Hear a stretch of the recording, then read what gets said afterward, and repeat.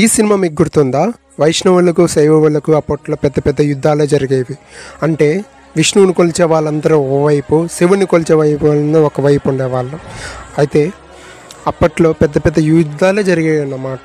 శివుని కొలిచమని కొందరు, విష్ణువు కొలిచమని కొంతమంది ఉండేవాళ్ళు.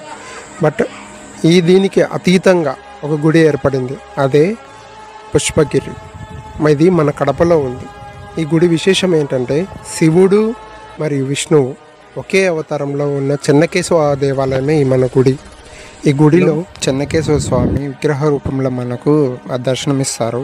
దక్షిణ కాశీగా పిలువబడే ఈ పుష్పగిరి పెన్నా నదీ తీరాన ఎంతో వెన్నెలలో స్వామి క్షేత్రపాలకుడిగా విష్ణువు, క్షేత్రాధిపతిగా శివుడు ఈ గుడిలో విశేషము. శ్రీ ఆదిశంకరాచార్య వాళ్ళు 87వ శ్రీచక్ర ప్రతిష్ఠించిన స్థలము. మరిన్ని వివరాల కోసం పూర్తి వీడియో చూడండి.